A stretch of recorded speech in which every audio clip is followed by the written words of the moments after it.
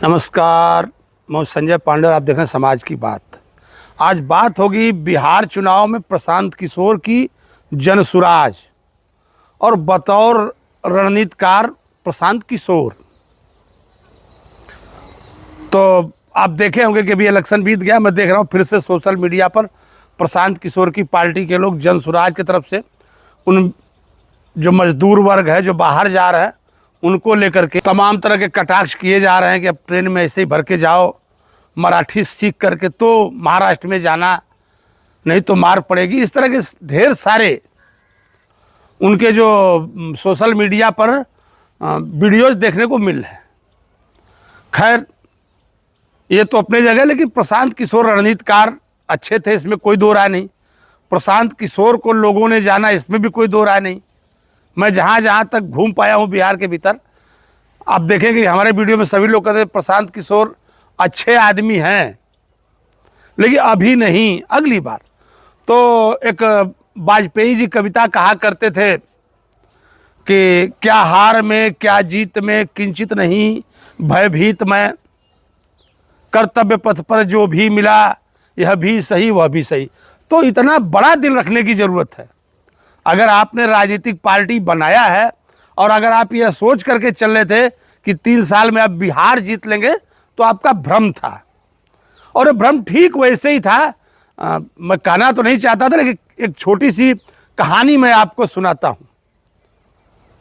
एक कहानी थी, पहले बैलगाड़ी चला करती थी, उसमें बैल तगड़े तगड़े 2-3 बैल लगा करते थे। कभी कभी जैसी ज़रूरत होती थी गाड़ी को खींचने के लिए, वैसे बैल हुआ करते थे।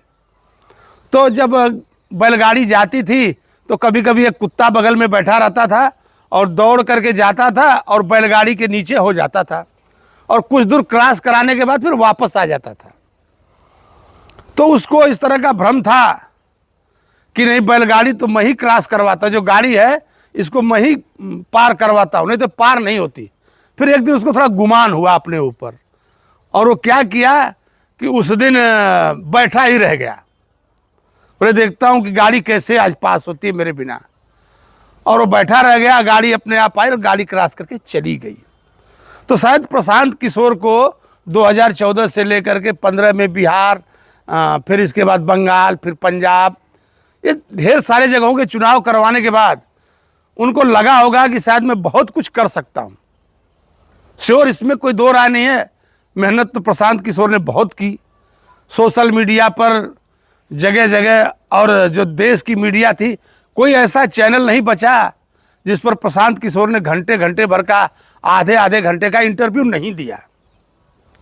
सबको दिया, हर जगह उनकी बातें चल रही थी। लेकिन उन एक बात तो शायद भूल गए, क्योंकि प्रशांत किशोर जिस वर्ग से आते थे, जो उन्होंने बताया था लोगों को, चाहे बीजेपी को बताया रहा हो चाहे किसी अन्य पार्टियों को, आप मीडिया में आइए, बड़े बड़े प्रचार करवाइए, बड़ी बड़ी बातें कीजिए। तो ये बड़ी बड़ी बातें, जैसे आपका पेट भरा हुआ हो और उसके ऊपर अगर आपको रसगुल्ला मिल जाए, ठीक उसी प्रकार होती है बड़ी बड़ी बातें।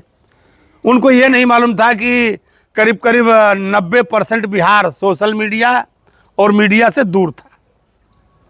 गांव के लोग कभी पेपर नहीं पढ़ते, कभी पेपर नहीं देखते, वो क्या जानेंगे, कभी टीवी में समाचार नहीं सुनते। लेकिन लोगों को लगा कि जो 10% लोग हैं, जो 5% लोग हैं, उन सब ने हमारी बात को सुन लिया। बल्कि प्रशांत किशोर का प्रचार जितना बिहार में नहीं हुआ, उससे ज़्यादा बाहर के प्रदेशों में हो गया। और खासकर कहिए तो शहरों में हो गया, जहाँ लोग ज़्यादातर लोग चैनलों से जुड़े रहते हैं। वहाँ बिहार से अच्छा प्रचार प्रशांत किशोर का वहाँ पर हो गया। प्रशांत किशोर के जितने वादे थे, उनके इरादे थे, हमने कहा इरादे तो उनके क्या थे ये तो हम नहीं बता सकते, लेकिन जो उनके वादे थे लोगों ने पसंद किया, इसमें कतई दो राय नहीं थी। जो भी जागरूक वर्ग था वो कहीं ना कहीं प्रशांत किशोर की बातों को पसंद करता था।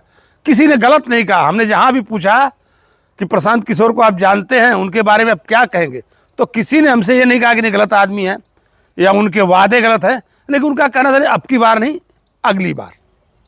शायद वो किसी तीसरे विकल्प को बिहार के अंदर देखना नहीं चाहते थे, या उनको ऐसा लगता था कि अगर कहीं हम तीसरे विकल्प के चक्कर में हम पड़ते हैं तो कहीं हम जिसे ना चाहते हैं वो जीत न जाए।